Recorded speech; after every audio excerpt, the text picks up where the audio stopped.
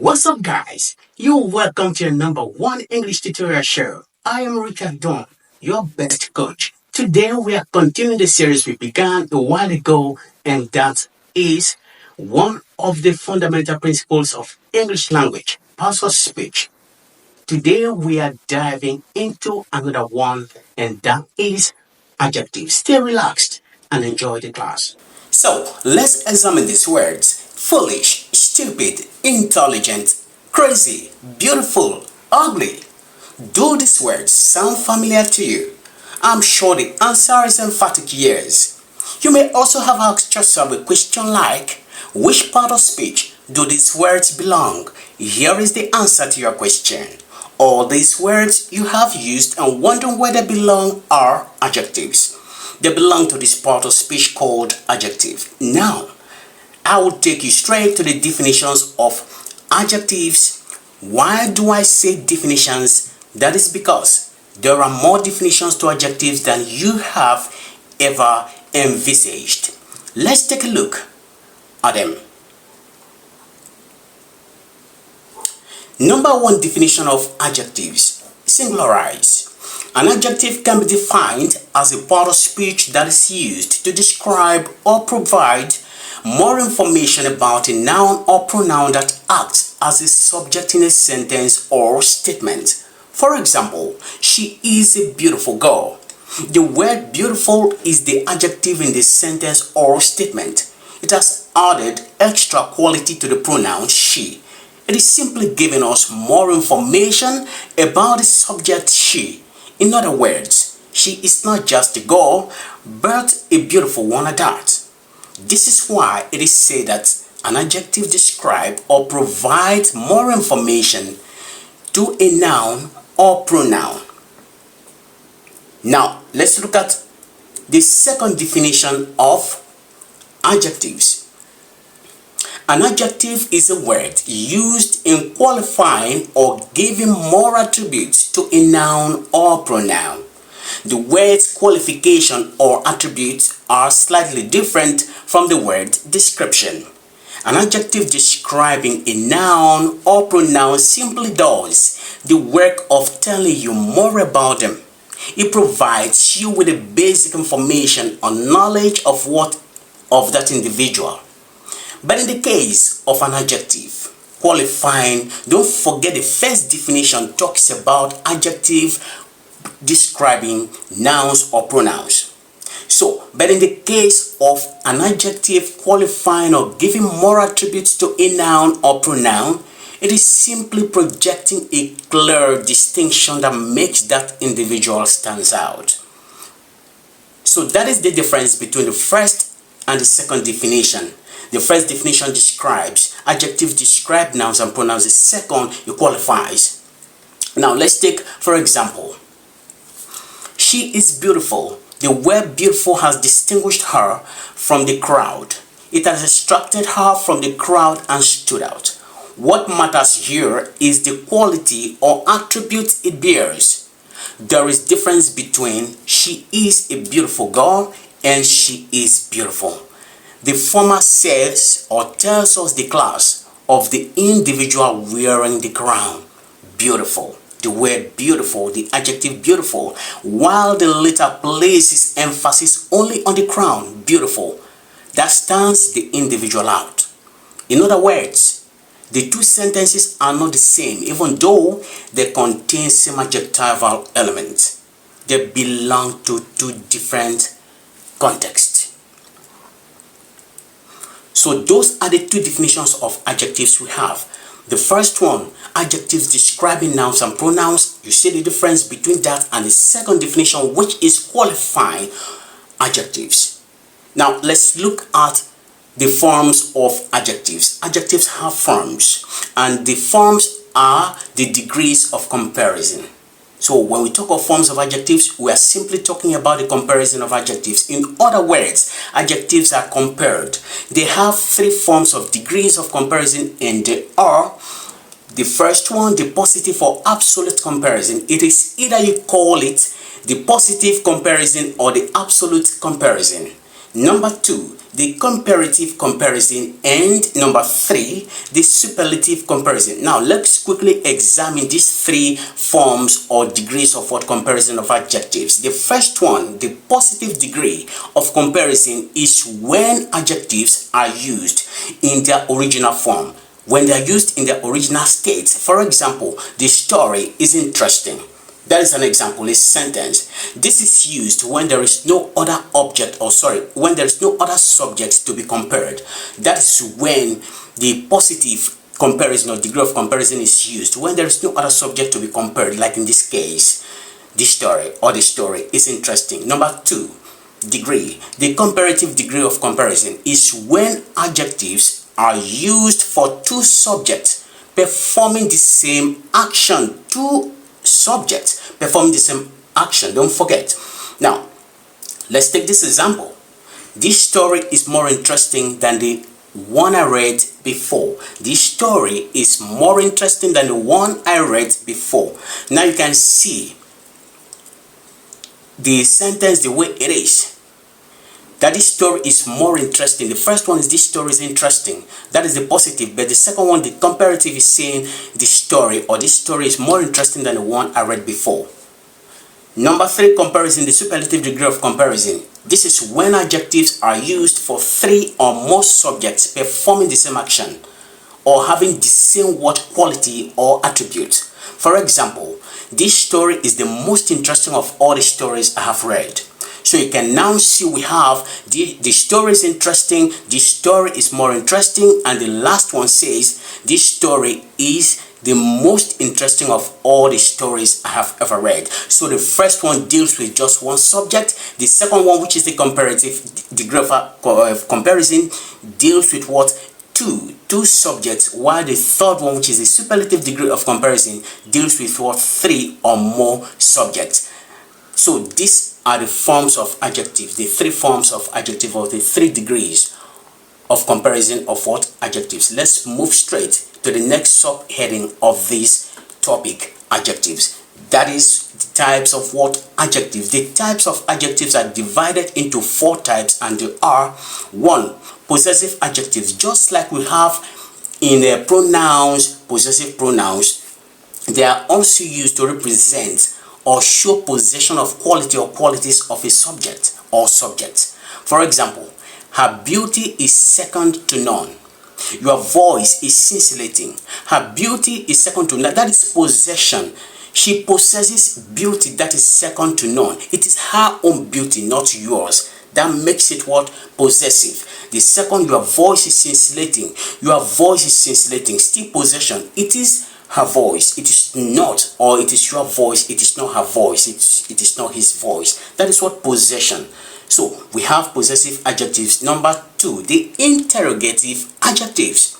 Now these are adjectives used to modify subjects by asking questions, just like the word interrogative. Of course, that is an adjectival word taken from what the root word interrogation, which means question. So what interrogative adjectives do is asking questions. Now there are few of them, like whose, what, and which. These are the interrogative elements, the words that are used to identify interrogative what? Adjectives. Now let's quickly look at these few examples using these 3 elements of interrogative adjectives for them. The first one says, what kind of beauty do you possess? What kind of beauty do you possess? The second example, whose characters do you inherit? And the third, which game interests you? These are 3 questions using these 3 elements of what? Interrogative adjectives. Very simple. Don't forget, interrogation, question. Anytime you hear interrogation, you should know question. So that should always be registered, or should be registered in your mind. Now let's take a look at the third type of adjective. That is the demonstrative adjective. Demonstrative adjectives will also have something called demonstrative what? Pronouns. So the same words we have in demonstrative pronouns are the same words we have in demonstrative what? Adjectives. Now these are adjectives used to describe the position of a subject. For example, this novel is interesting. So we have this, we have that, we have these, that is the plural, and we have those. So this novel is interesting. That novel is interesting. These novels are interesting. Those novels are interesting. I want you to take note. See the shaded words. These, that, these, those. They are all what the demonstrative adjectives we have here. Now, take note of what I want to say now. The word this, THIS, is used to identify or to point to a subject that is within your reach, that is very close to you, that you can touch at that particular time that you're talking. That novel is interesting. The word that is used is is a demonstrative adjective that is used to point at a subject that is not within your reach, that is a bit far from your reach. And then we have these, the plural, and we have those, the plural. So this equates to this, THIS, THESE, the singular, the plural, and then we have that, THAT, then those, THOSE, the plural. Take note of this, very simple. It's very, very simple. Now let's go to the fourth type of adjective. That is the compound adjectives. These are combination of two or more adjectives to form an adjectival word used in modifying a subject. This lesson is actually very simple. The types of adjectives are very simple in the sense that the words are very self-explanatory. Of course, just like the word compound, whenever you hear the word compound, you should know what reads in your mind is a group. Just like we have a residential building that we have 2, 3 or more tenants occupying, that is a compound. So when you hear compound adjectives, what should come to mind should be something of that nature. So you should know that is, or there are the combinations of what 2 or more adjectives to form an adjectival word used to modifying a subject, a noun. When we talk of subject, we are referring to nouns or pronouns. Now let's take this example. Call the curly-haired girl for me. Call the curly-haired girl for me. So the curly-haired is our compound what adjective. You can see 2 words conjuncted by hyphen. Curly-haired, that is our what compound what adjective.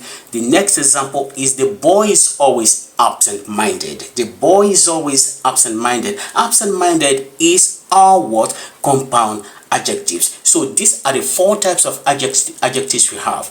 The possessive adjectives, interrogative adjectives, demonstrative adjectives, and the 4th one, compound adjectives. Please take note of this lesson, very important. Let's move straight to the next subheading. We have adjectives.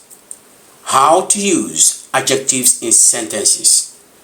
Alright, now adjectives are known to add embellishment to your writing or speech. They make your speech or writing coherent and give your readers or listeners a visual treat. Oh, this is wonderful. This is awesome.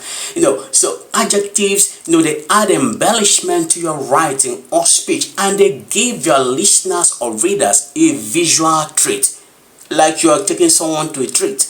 However, stuffing it with too many adjectives can make it look or sound vague or semi.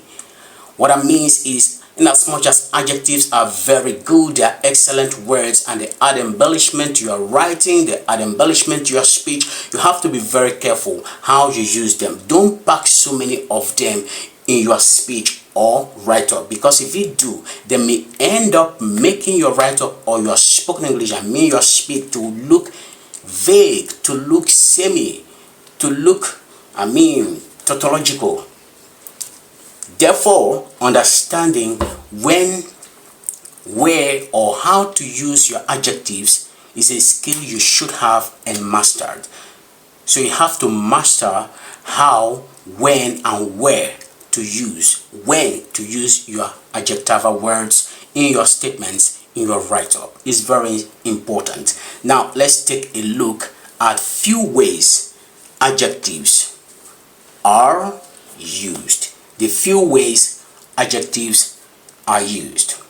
1. As complements. They can act as complements that modify nouns when act as subjects or objects in sentences. For example, Simon is fantastic. The movie made Mary sleepy. The shaded words fantastic and sleepy are both complements to Simon and to Mary. Number 2. as coordinates. Now, this is when two or more adjectives are used to describe the same noun in a sentence. They are often separated with a comma or and. Examples: the mobile phone is easy to use and handy. My cousin is tall and thin. Now, the words easy to use and handy are coordinates.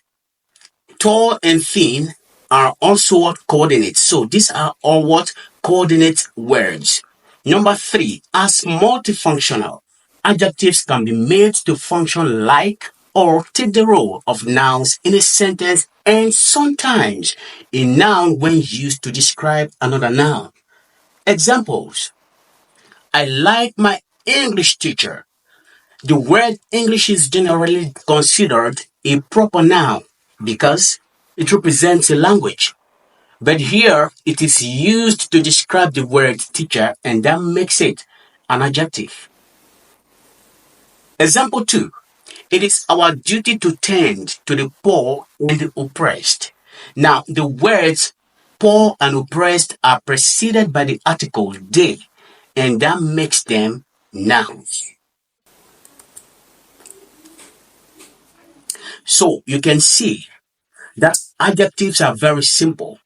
We have worth taking time to analyze what adjectives are, the functions of adjectives, the types of adjectives, the comparison of adjectives, and then how adjectives can be used in sentences. Now, check your knowledge by identifying these adjectives or adjectives in these following sentences. I bought a red dress for the wedding. I have 8 apples. The food is delicious. My brother is intelligent. The movie is boring. Messi is an excellent footballer. The weather in Los Angeles is cold. Now is a great time to visit the United States of America. And the last but not the least, it was a tough and a fantastic competition, or it was tough and fantastic competition. Wow, that was an explicit teaching, a pure exegesis of that subject, that topic, and I hope you enjoyed it. Remember to send your answer via the comment section. A reward awaits the best learner.